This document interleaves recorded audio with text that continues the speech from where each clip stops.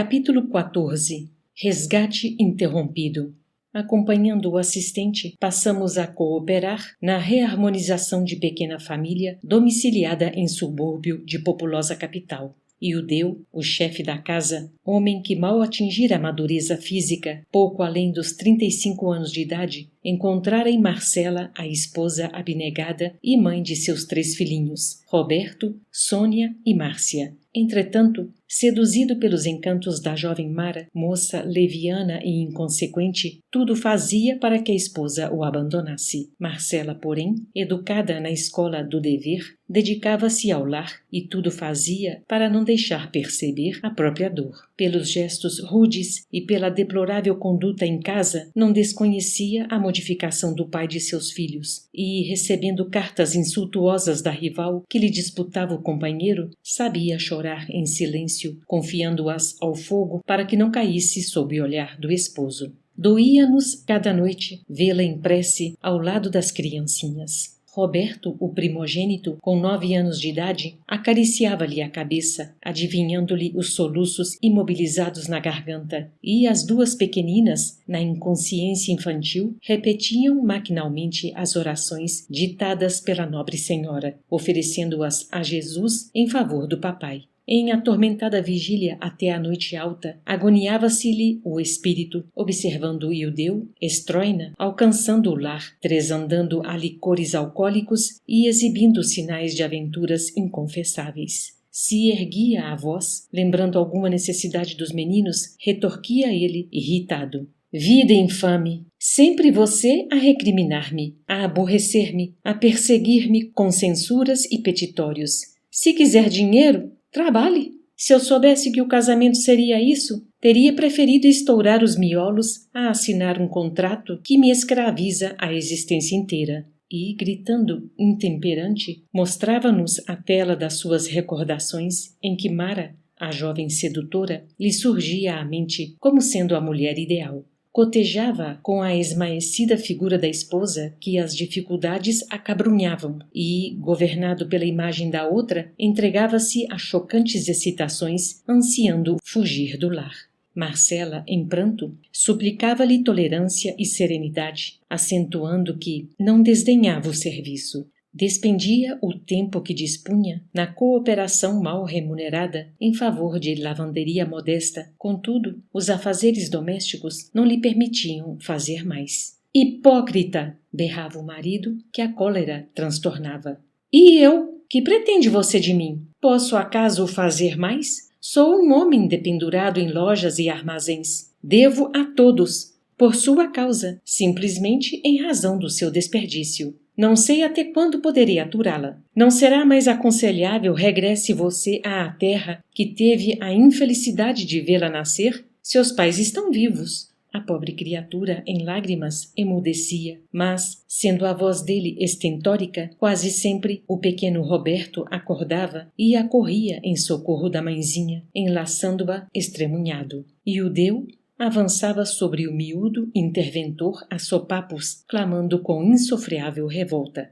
Saia daqui! E, qual se o Petis lhe não fora filho, mas adversário confesso, acrescentava, cerrando os punhos. Tenho gana de matá-lo. Todas as noites esta mesma pantomima. Bandido! Palhaço!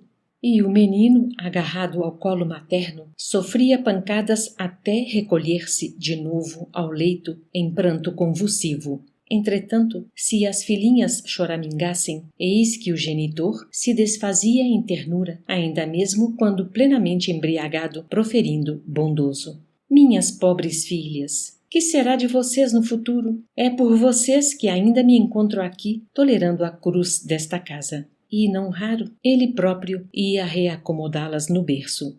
Silas e nós entrávamos em ação a benefício de Marcela e dos filhinhos. Do atormentado lar, ameaçado de completa destruição, demandávamos outros setores de serviço sem que o assistente encontrasse oportunidade de administrar-nos esclarecimentos mais amplos. Todavia, quase que diariamente, à noite ali, aplicávamos alguns minutos em tarefas que nos falavam aos refolhos do coração. Contudo, apesar de nosso esforço, o chefe da família mostrava-se cada dia mais indiferente e distante. Enfadado e irritadiço, não concedia à esposa nem mesmo a gentileza de leve saudação. Fascinado pela outra, passara a odiá-la. Pretendia desobrigar-se do compromisso assumido e trilhar nova senda. No entanto, como atender ao problema do amor às pequeninas? Sinceramente, pensava de si para consigo. Não amava Roberto, o filho cujo olhar o acusava sem palavras, lançando-lhe em rosto o censurável procedimento, mas adorava Sônia e Márcia com desvelada ternura. Como ausentar-se delas no desquite provável? De certo, a companheira teria assegurados perante a lei os direitos de mãe.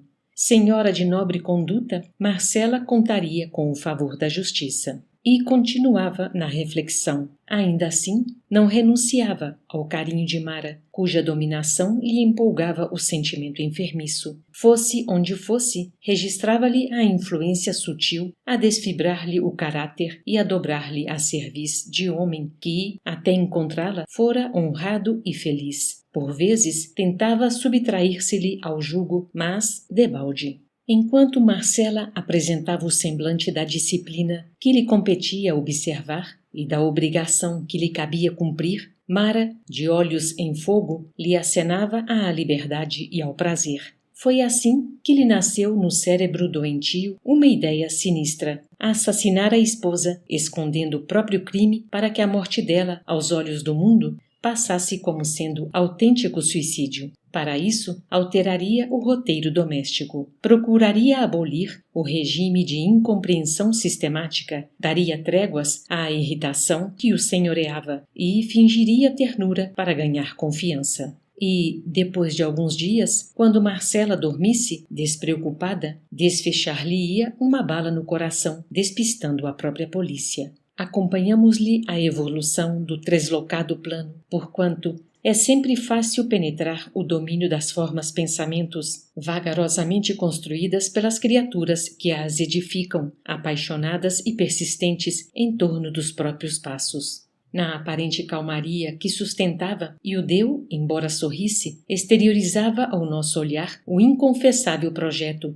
armando mentalmente o quadro criminoso, detalhe por detalhe. Para defender Marcela, porém, cuja existência era amparada pela mansão que representávamos, o assistente reforçou na casa o serviço de vigilância. 2 companheiros nossos, zelosos e abnegados, alternadamente, ali passaram a velar dia e noite, de modo a entravar o pavoroso delito. Achávamo-nos, certa feita, em atividade assistencial ao pé de alguns doentes, quando o irmão em serviço veio até nós, comunicando, inquieto, a precipitação dos acontecimentos. De alma aturdida pela influência de homicidas desencarnados que lhe haviam percebido os pensamentos expressos, intentaria, e o deu, aniquilar a companheira naquela mesma noite. Silas não vacilou. Demandamos de imediato a casa singela em que se reunia a equipe doméstica atormentada. Dispondo da extensa autoridade de que se achava investido, o nosso orientador, empregando o concurso de entidades amigas em rotina de trabalho nas vizinhanças, inicialmente baniu os alcoólatras e delinquentes desencarnados que ali se acolhiam. Apesar da providência, o plano infernal na cabeça de nosso pobre amigo evidenciava-se integralmente maduro. A madrugada ia alta, com o coração precípite, relanceando o olhar medroso pelas paredes nuas do gabinete em que examinava o pente de uma pistola, qual se nos adivinhasse a presença, o chefe da família revelava-se disposto à consumação do ato execrável. Revestindo-lhe todo o cérebro, surgia a cena do assassínio, calculadamente prevista, movimentando-se em surpreendente sucessão de imagens. Oh, se as criaturas encarnadas tivessem consciência de como se lhes exteriorizam as ideias, certamente saberiam guardar-se contra o império do crime. O irrefletido pai pensava demandar o aposento dos filhos para trancá-los à chave, de maneira a evitar-lhes o testemunho, quando Silas, de improviso, avançou para o leito das meninas e, utilizando os recursos magnéticos de que dispunha, chamou a pequena Márcia em corpo espiritual à rápida contemplação dos pensamentos paternos. A criança, em comunhão com o quadro terrível, experimentou tremendo choque e retornou, de pronto, ao veículo físico, bradando, desvairada, como quem se furtasse ao domínio de asfixiante pesadelo. Papai, não mate! E o Deu, a esse tempo, já se encontrava à porta, sustendo a arma na destra e tentando manobrar a fechadura com a mão livre. Os gritos da menina ecoaram em toda a casa, provocando alarido. Marcela, num átimo, pôs-se de pé, surpreendendo o marido ao pé da filha, e, junto deles, o revólver augurando maus presságios. A mulher, bondosa e incapaz de suspeitar das intenções dele, recolheu cautelosamente a arma e, crendo que o esposo pretendera suicidar-se, implorou em pranto. Iudeu, não te mates! Jesus é testemunha de que tenho cumprido retamente todos os meus deveres. Não quero o remorso de haver cooperado para semelhante desatino, que te lançaria entre os réprobos das leis de Deus. Procede como quiseres, mas não te despenhes no suicídio. Se é de tua vontade, monta nova casa em que vivas com a mulher que te faça feliz. Consagrarei minha existência aos nossos filhos. Trabalharei, conquistando o pão de nossa casa com o suor de meu rosto. Entretanto, suplico, não te mates. A generosa atitude daquela mulher sensibilizava-nos até as lágrimas. O próprio Iudeu, não obstante o sentimento empedernido, sentia-se tocado de piedade, agradecendo no íntimo a aversão que a esposa, digna e abnegada, oferecia aos acontecimentos cuja direção não conseguira prever. E, encontrando a escapatória que, de há muito, buscava, longe de ouvir os brados da consciência que o concitava à vigilância, exclamou à afeição de vítima. Realmente não posso mais. Agora, para mim, só restam 2 caminhos, suicídio ou desquite. Marcela, com o auxílio do assistente, descarregou o revólver, reconduziu as crianças ao sono e deitou-se atribulada. Nos olhos tristes, lágrimas borbulhavam na sombra, enquanto orava súplice na torturada quietude do seu martírio silencioso. Oh, meu Deus, compadece-te de mim, pobre mulher desventurada. Que fazer sozinha na luta com 3 crianças necessitadas? Todavia, antes que a dor pungente se lhe metamorfoseasse em desânimo destruidor, Silas aplicou-lhe passes balsamizantes, hipnotizando-a, com o que a flagelada senhora, em desdobramento, se colocou inquieta diante de nós. Tomando-nos à conta de mensageiros do céu, na cristalização dos hábitos em que comumente mergulham as almas encarnadas, ajoelhou-se e rogou amparo. Silas, porém, soergueu-a, bondoso, e explicou: Marcela, somos apenas teus irmãos. Reanima-te, não te encontras sozinha. Deus, nosso Pai, jamais nos abandona. Concede, sim, liberdade ao teu esposo, embora saibamos que o dever é uma bênção divina da qual pagaremos caro a deserção. Que Iudeu rompa os laços respeitáveis dos seus compromissos, se é que julga seja essa a única maneira de adquirir a experiência que deve conquistar. Haja, porém, o que houver, ajuda-o com tolerância e compreensão. Não lhe queiras mal algum. Antes, roga a Jesus, o abençoe e ampare onde esteja, porque o remorso e o arrependimento, a saudade e a dor, para os que fogem das obrigações que o Senhor lhes confia, convertem-se em fardos difíceis de carregar. Sabemos que a Ele te ligaste em sagrada aliança na empresa redentora do pretérito próximo. Ainda assim, se ele esmorece à frente da luta, em pleno exercício da faculdade de escolher, não será justo lhe violentes o livre-arbítrio, impondo-lhe atitudes que a ele compete cultivar. Iudeu ausenta-se agora dos contratos que abraçou a benefício de si mesmo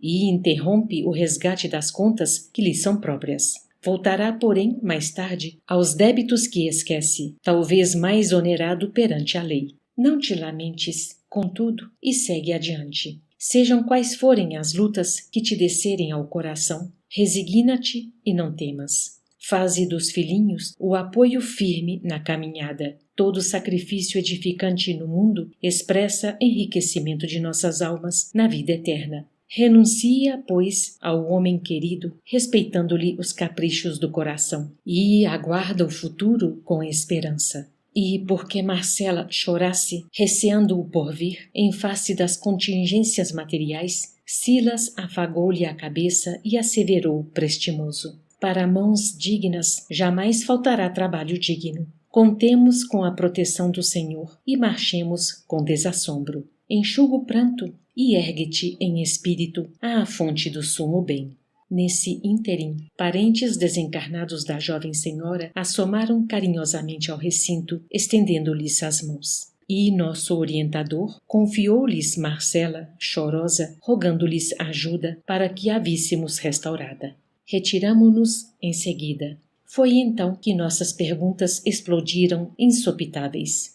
Por que Marcela, meiga e honesta, era odiada pelo esposo assim tanto? Por que a preferência de Ildeu pelas filhinhas, com tanto desdém pelo primogênito? E a separação em perspectiva? Seria justo procurar o nosso mentor fortalecer aquela mãezinha desventurada para o desquite, ao invés de incentivá-la à recuperação do amor e do devotamento do companheiro?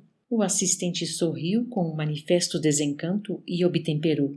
Nas anotações do apóstolo Mateus, capítulo 19, versículos 7 e 8, há certa passagem na qual afirma Jesus que o divórcio na terra é permitido a nós outros pela dureza dos nossos corações. Aqui, a medida deve ser facultada à maneira de medicação violenta em casos desesperadores de desarmonia orgânica. Na febre alta ou no tumor maligno, por exemplo, a intervenção exige métodos drásticos a fim de que a crise de sofrimento não culmine com a loucura ou com a morte extemporânea. Nos problemas matrimoniais, agravados pela defecção de um dos cônjuges, ou mesmo pela deserção de ambos do dever a cumprir, o divórcio é compreensível como providência contra o crime, seja ele o assassínio ou o suicídio. Entretanto, assim como o choque operatório para o tumor e a quinina para certas febres são recursos de emergência, sem capacidade de liquidar as causas profundas da enfermidade, as quais prosseguem reclamando tratamento longo e laborioso,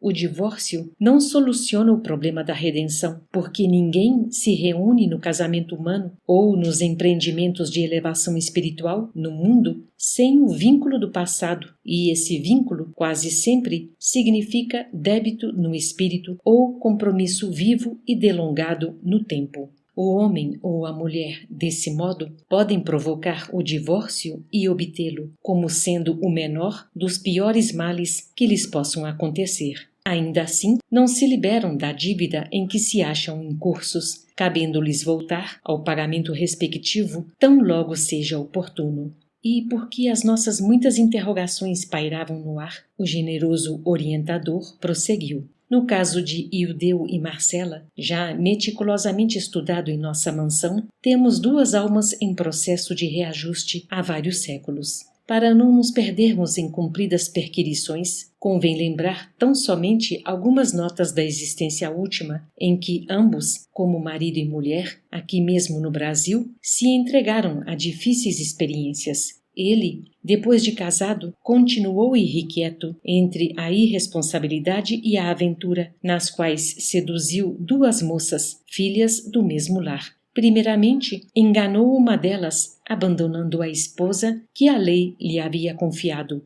passando, porém, ao convívio da segunda companheira, que patrocinava o desenvolvimento da irmãzinha menor, que os pais, à beira do túmulo, lhe haviam entregue, e Ildeu não vacilou em aguardar-lhe a afloração juvenil para submetê-la igualmente aos seus caprichos inconfessáveis. Entrando em franca decadência moral, precipitou-as no meretrício, em cujas correntes de sombra as pobres criaturas se viram quais andorinhas aprisionadas na lama.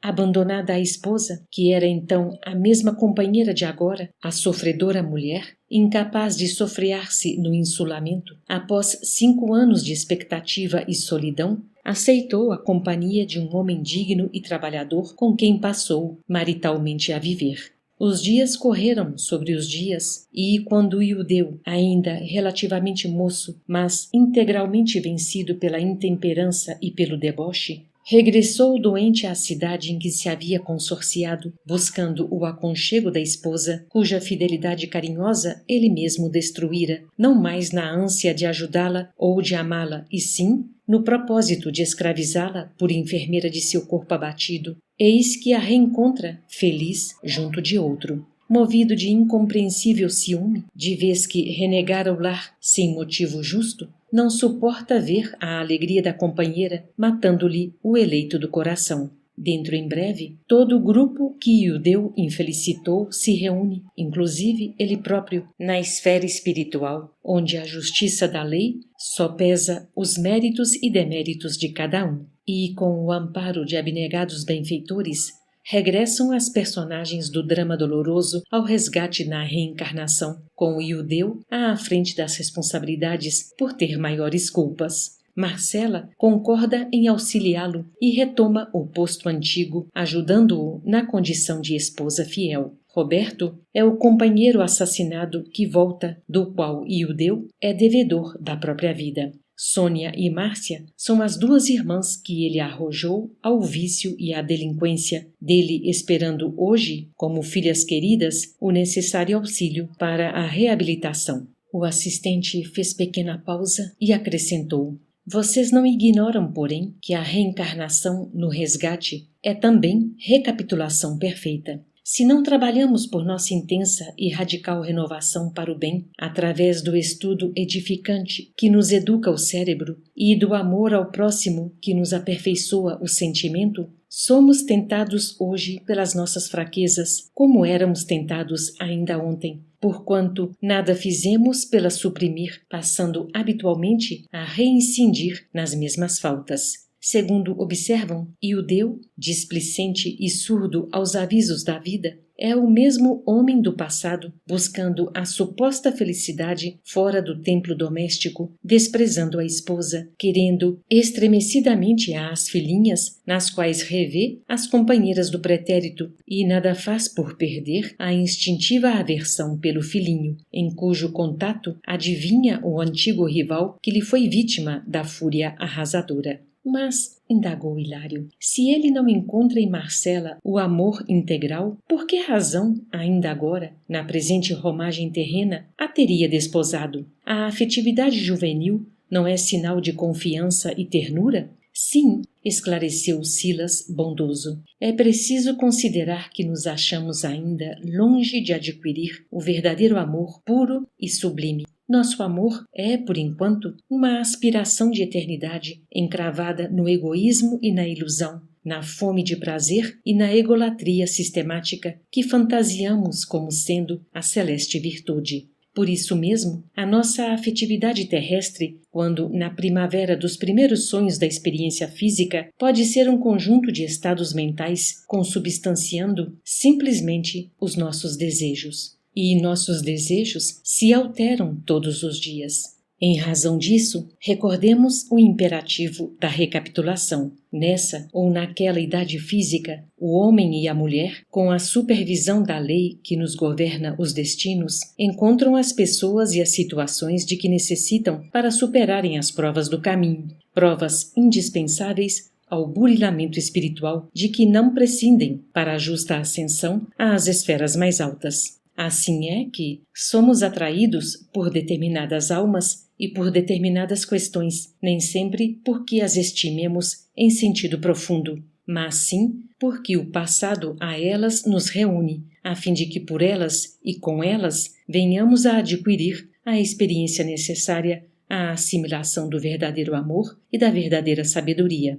É por isso que a maioria dos consórcios humanos, por enquanto, constituem ligações de aprendizado e sacrifício, em que, muitas vezes, as criaturas se querem mutuamente e, mutuamente, sofrem pavorosos conflitos na convivência uma das outras. Nesses embates, alinham-se os recursos da redenção. Quem for mais claro e mais exato no cumprimento da lei que ordena seja mantido o bem de todos, acima de tudo, mais ampla liberdade encontra para a vida eterna. Quanto mais sacrifício, com serviço incessante pela felicidade dos corações que o Senhor nos confia, mais elevada ascensão à glória do amor divino. Então, aduzi, Nosso amigo Ildeu estará interrompendo o pagamento da dívida em que se empenhou.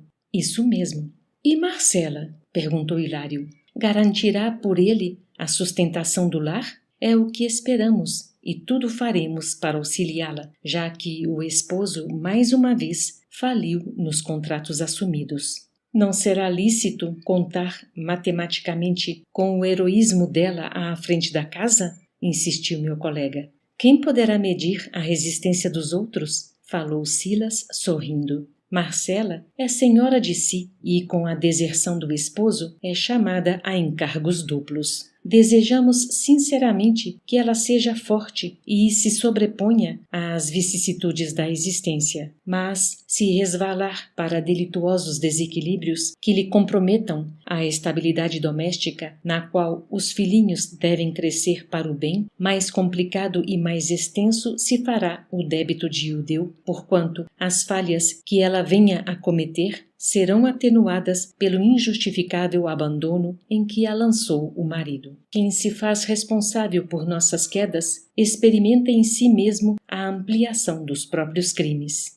Hilário meditou e disse em seguida: imaginemos, porém, que Marcela e os filhinhos consigam vencer a crise, esmagando com o tempo as necessidades de que são agora vítimas. Figuremo-los terminando a atual reencarnação com plena vitória moral em confronto com Ildeu, retardado, impenitente, devedor. Se a esposa e os filhos estão definitivamente guindados à luz, dispensarem qualquer contato com a sombra, em franca ascensão às linhas superiores da vida, a quem pagará Ildeu o montante das dívidas em que se agrava? Silas estampou significativo gesto facial e explicou: embora estejamos todos, uns diante dos outros, em processo reparador de culpas recíprocas, em verdade, antes de tudo, somos devedores da lei em nossas consciências. Fazendo mal aos outros, praticamos o mal contra nós mesmos. Caso Marcela e os filhinhos se ergam um dia a plenos céus, e na hipótese de guardar-se nosso amigo mergulhado na terra, vê-los-á e o deu na própria consciência, sofredores e tristes, quais os tornou, atormentado pelas recordações que traçou para si mesmo, e pagará em serviço a outras almas da senda evolutiva o débito que lhe onera o espírito, de vez que, ferindo os outros, na essência, estamos ferindo a obra de Deus, de cujas leis soberanas nos fazemos réus infelizes, reclamando quitação e reajuste. Isso quer dizer, a palavra de Hilário, porém, foi cortada pela observação do assistente que, em lhe surpreendendo as ideias, falou firme. Isso quer dizer que, se Ildeu, mais tarde, desejar reunir-se a Marcela, Roberto, Sônia e Márcia, então redimidos nas esferas superiores, deverá possuir uma consciência tão dignificada e sublime quanto a deles, de modo a não se envergonhar de si mesmo, considerando-se a probabilidade de triunfo para a esposa e os filhinhos nas provas árduas que o porvir lhes reserva. Deus meu! Clamou Hilário triste. Quanto tempo, então, para uma empresa dessas? E quanta dificuldade para um reencontro, se os entes queridos não se dispuserem a esperar? Sim, confirmou Silas. Quem se retarda por gosto não pode queixar-se de quem avança. A cada um, segundo as suas obras, ensinou o divino orientador, e ninguém no universo conseguirá fugir à lei. Eu e Hilário, profundamente tocados pela lição, calamo-nos, confundidos, para orar e pensar.